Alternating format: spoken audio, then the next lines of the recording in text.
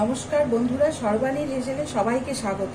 আজকে আমি করছি চিড়ের পোলাও। তার জন্য আমি এখানে 400 গ্রাম চিড়ে আগে জল দিয়ে ধুয়ে এইভাবে রেখেছি। এগুলো ভালোই ভিজে গিয়েছে। আর আমি এখন এখানে অল্প একটু তেল দিয়ে দিয়েছি। এই তেলে আমি চিনে বাদাম নিয়েছি 1 বাটি। এই চিনে বাদামগুলো আমি একটু ভেজে নেব ভালো করে। আজকে আমি চিনে বাদাম দিয়ে চিড়ের পোলাওটা করব। তেল আমার আগেই গরম করে নিয়েছিলাম।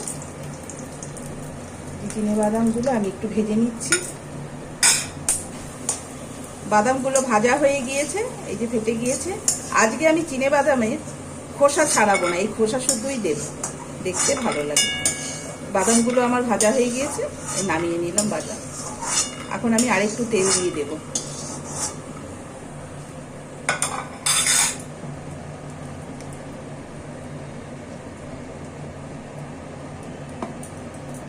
তেল গরম হয়ে গিয়েছে। আমি এই একটা আলু ছোট ছোট করে কেটে নিয়েছি। এখন আমি এই আলুটা ভেজে নিচ্ছি। খুব ছোট ছোট করে কেটেছি, এই আলু আমি ভেজে নিচ্ছি। এইভাবে চিড়ের পোলাও করে বাড়িতে খেয়েও খুব ভালো লাগবে।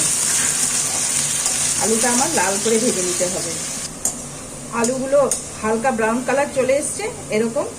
আমি এখন আলুগুলোকে আস্তে আস্তে তুলে নিচ্ছি।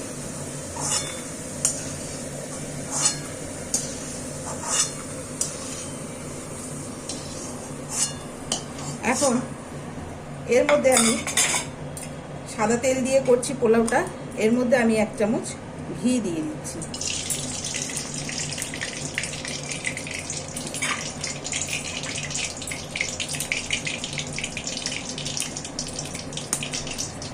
ফোড়নে আমি 2টো তেজপাতা, 4টে এলাচ ফাটিয়ে দিয়েছি।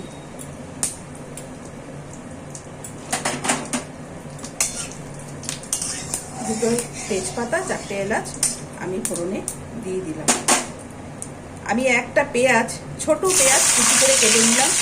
এই পেঁয়াজটাকে আমি খুব ভালো করে ভেজে নেব। পেঁয়াজ ভাজা ভাজা হয়ে এসছে। আমি এখানে 1.5 চামচ আদার কুচি নিলাম। যেহেতু চিড়েটা একটু বেশি, 400 গ্রাম, 1.5 চামচ আদার কুচি নিলাম। একটু আদা কুচিটা একটু ভাজা ভাজা হচ্ছে। এখন আমি চিড়েগুলো আস্তে আস্তে দিয়ে দিচ্ছি।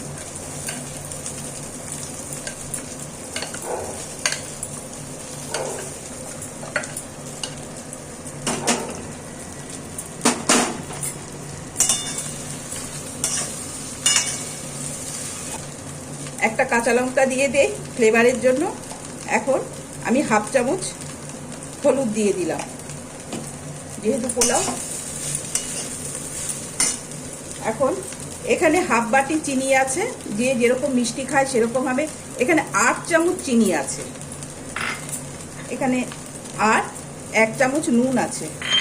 নুন মিষ্টিটা যে যেরকম খায় সেইভাবে দিতে। এখন আমি কিশমিশ দিয়ে দিলাম 1 মুঠো। আর এখানে 1/4 চামচ আমি গোলমরিচের গুঁড়ো দিলাম, ফ্লেভার আসবে ভালো। সেই সাথে বাদাম আর আলুগুলো আমি মিশিয়ে দিচ্ছি। খুব সামান্য রান্না, খেতে খুব ভালো। আমি কিন্তু কোনো জল দেব না। এই যে চিনিটা গলছে, এতেই চিড়েটা নরম হচ্ছে। আমি কোনো জল দেইনি, কিন্তু এই যে এরকম হয়ে এসছে, নরম হয়েছে। চিনিগুলো গলছে আর নরম হয়েছে।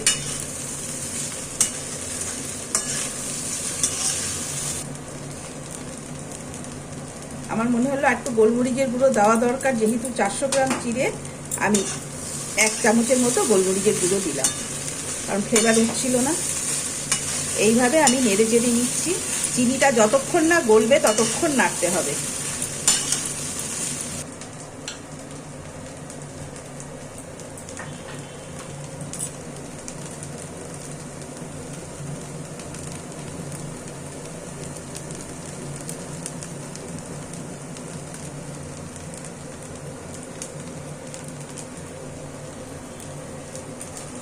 চিড়ে আমি আর বেশি ভাজবো না, তাহলে শক্ত হয়ে যাবে।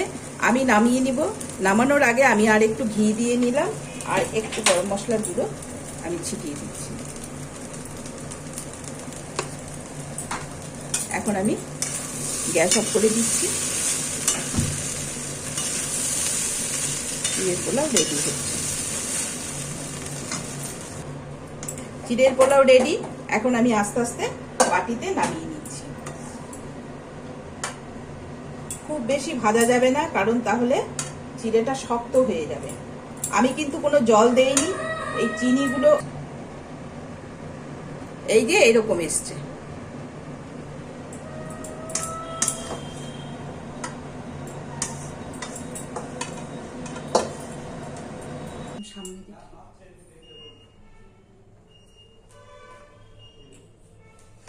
চিড়ের পোলাওটা আমার এই রকম হয়েছে।